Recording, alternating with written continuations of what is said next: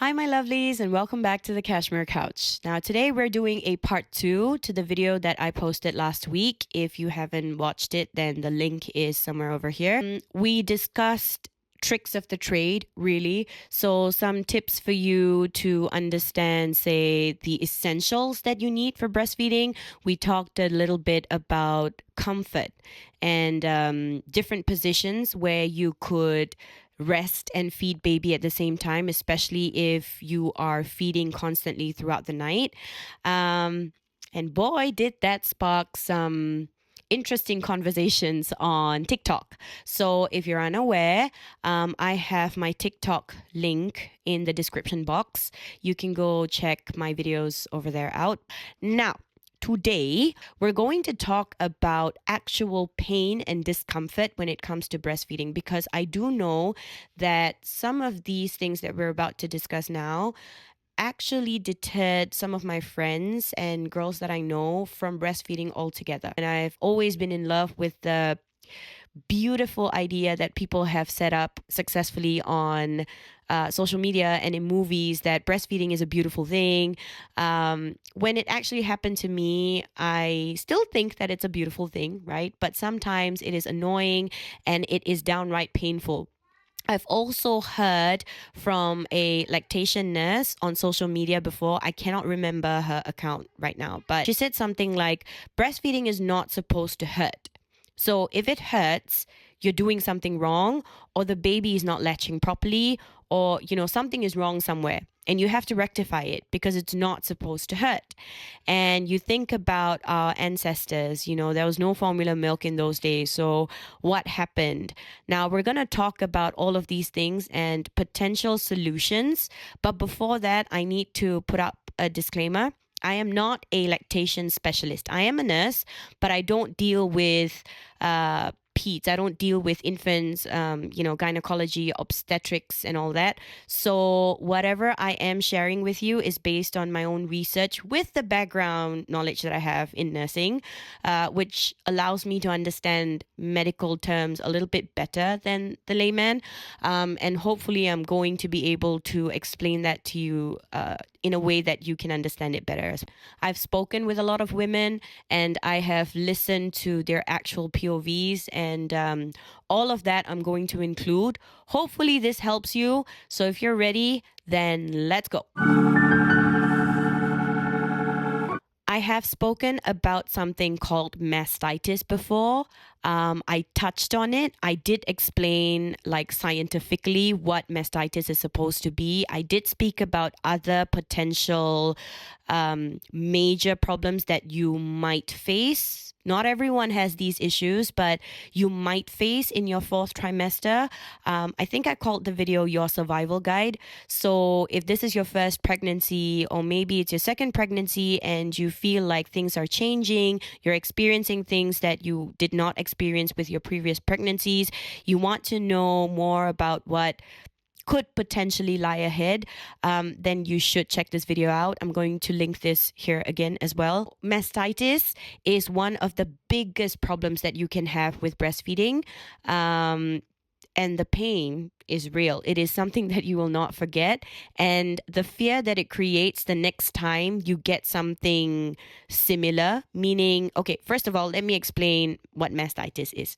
Whenever you encounter a medical term or a diagnosis or something with itis at the back, it is an inflammation of something.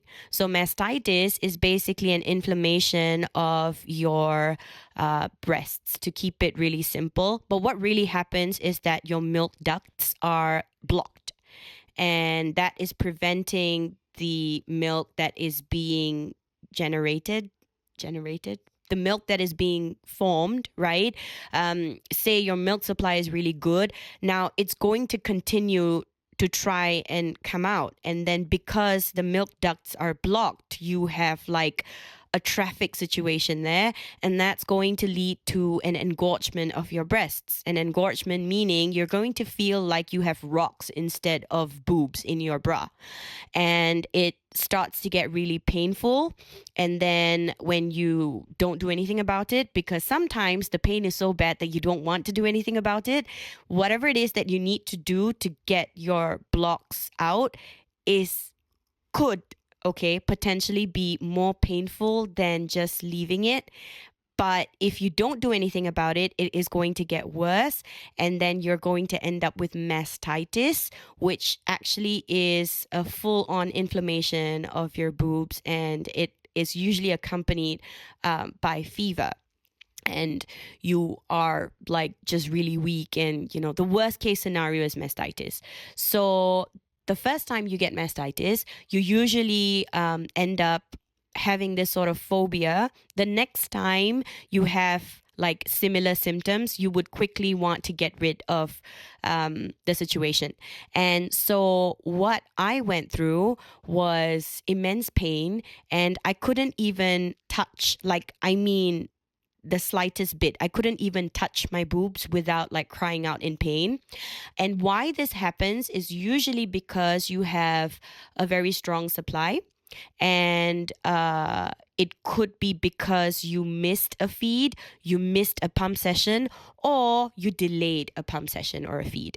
So sometimes when you're at work, the first time it happened to me, I was at work and I was so focused on the task at hand that I forgot about the timing that I had for my pump sessions.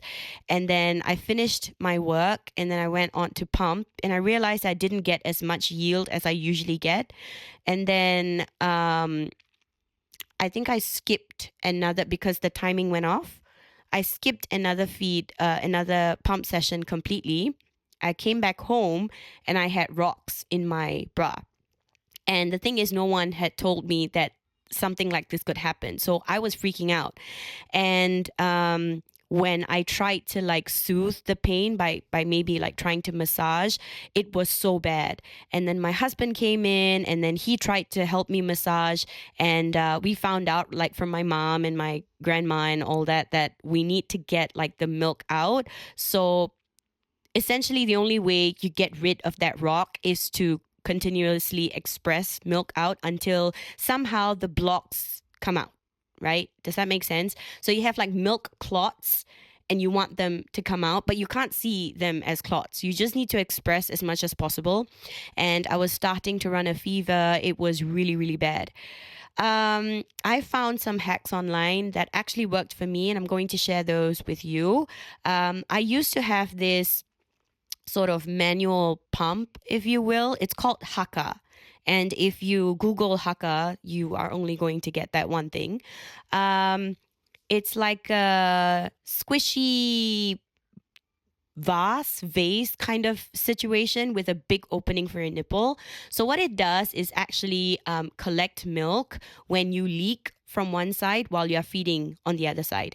And when it collects milk, it just makes you save that milk that you are leaking, right? Now, you can also use the Haka. When I bought the Haka, I didn't really know what it was, but I knew that it was all over social media. Everyone was saying that it was very useful, and I really thought that that liquid gold would help. But my milk supply was actually an oversupply, so I could afford to lose that leaking milk. And so I didn't end up really using it because it was uncomfortable, because my baby would be kicking, and it was just not like a good position for me to hold my baby and then have the Haka on this side and make sure that it doesn't fall. And I didn't know how to suction it to my boob so that, it would just stay. And by the time I figured that out, my baby was just kicking the Haka away anyway. So I didn't use it until this mastitis situation happened. And so what I did was, following instructions online, I filled up my Haka with about halfway with really hot water, but not boiling, because obviously that's going to scald you. So the hottest water that you can handle. It's going to obviously be a little bit uncomfortable, but it's the hottest water that you can bear, right? So I filled it up halfway with really hot water, and I added salt. I forgot the science behind the salt being in there, but that's what happened. Anyway, I squeezed it a little bit so that, there wasn't much air inside. And then I got it to suction onto my nipple. And it was very painful.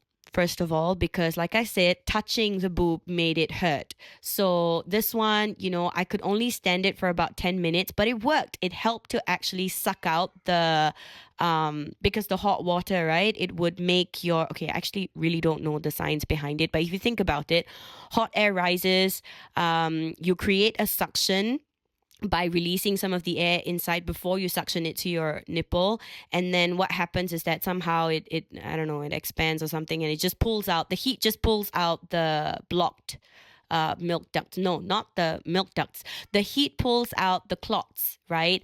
And then after a while, I was just dripping milk, and the salt water became cloudy, and it became a lot easier for me to start to express. So the minute the first few clots come out and your ducts are not blocked anymore, it becomes a lot easier for you to start expressing your milk. So I was just pumping left, right, center. And in a few hours, I got a lot of relief.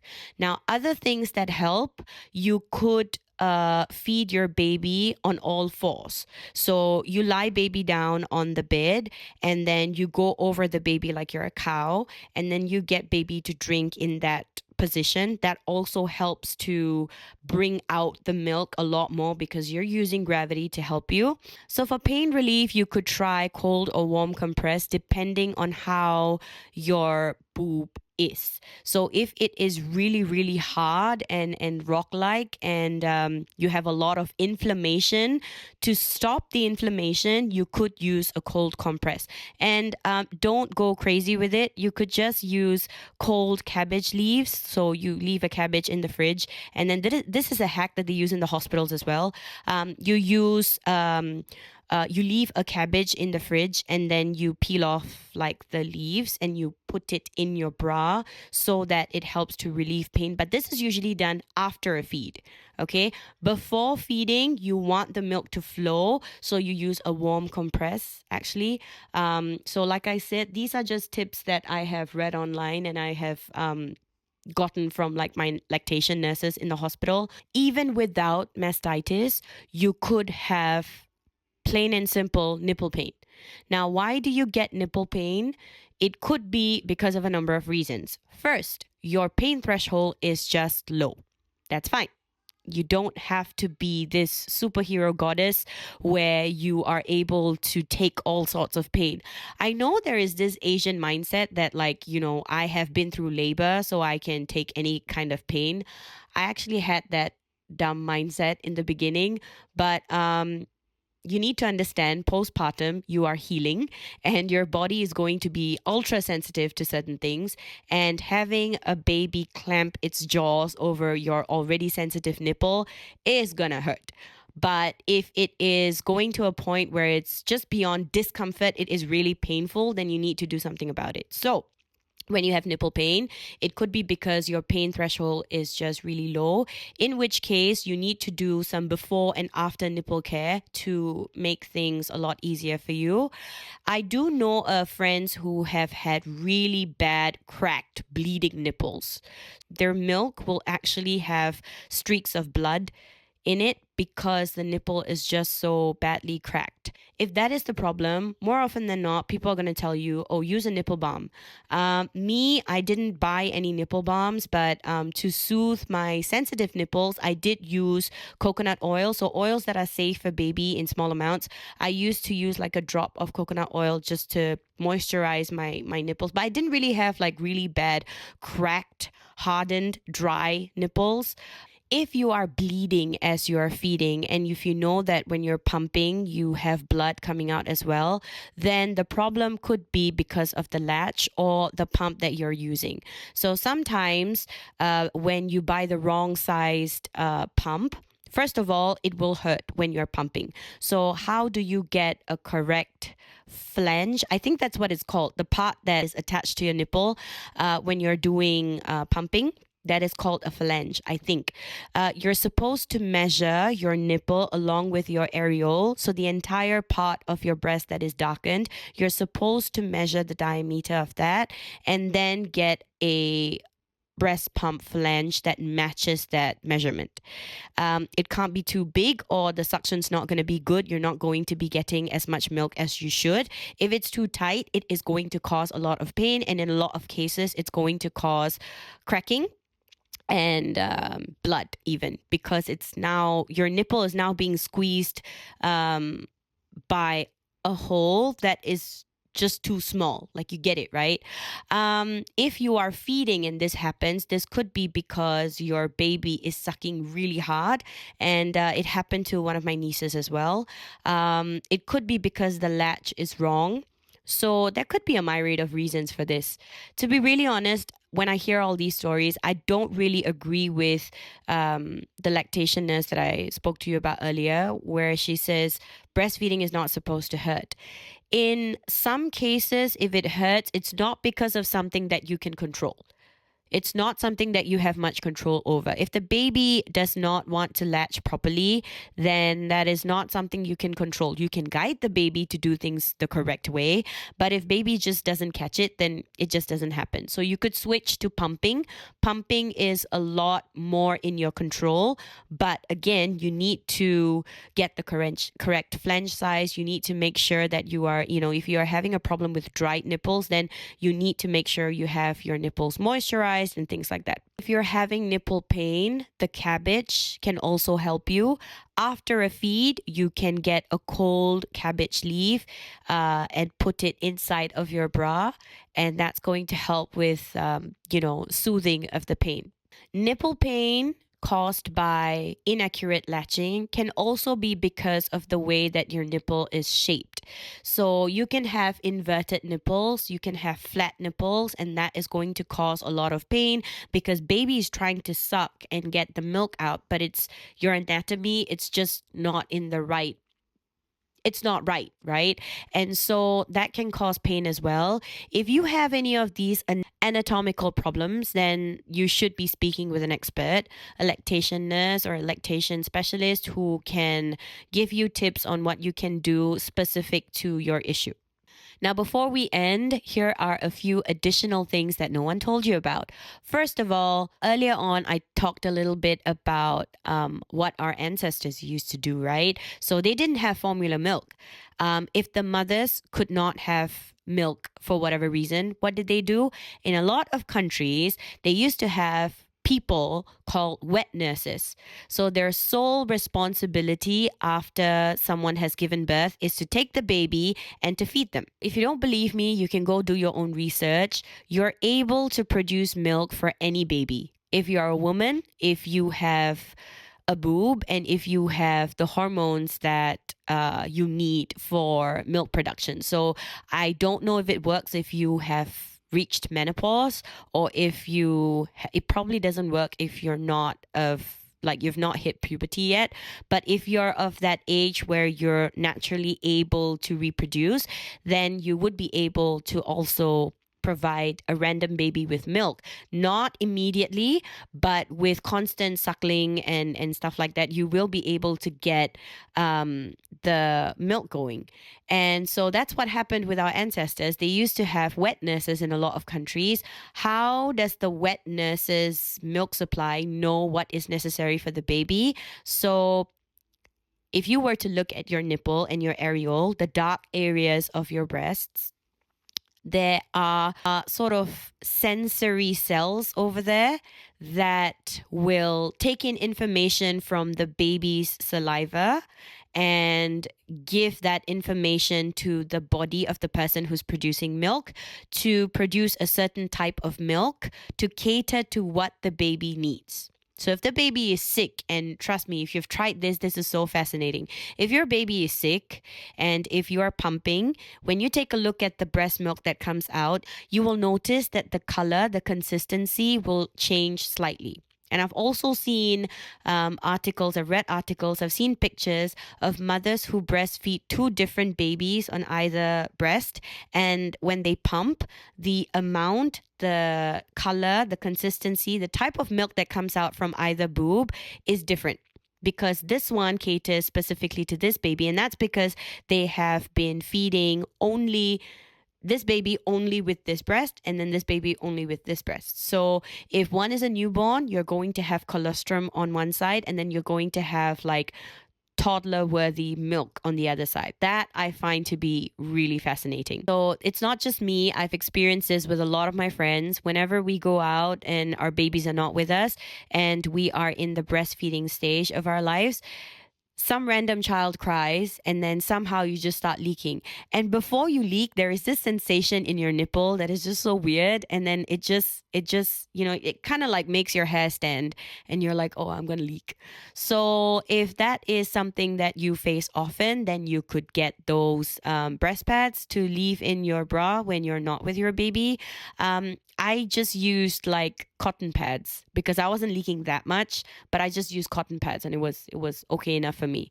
If you do feel like you need to invest in breast pads, then go ahead. I don't think that it's that necessary, to be honest. Did you also know that if your baby prefers one boob to the other and you keep feeding on one boob because the baby just won't take from this boob, and then say you just pump on this boob the entire time, your boobs end up being uneven. Did you know that? Yeah, it's a real thing. That's pretty much all I have for today. If there is something else that you want me to talk about, please do let me know in the comments, and I will try my best to come up with tricks and tips that you can use for that issue as well. For now, sending you lots of love. I'll see you again on the Cashmere Couch. Bye bye.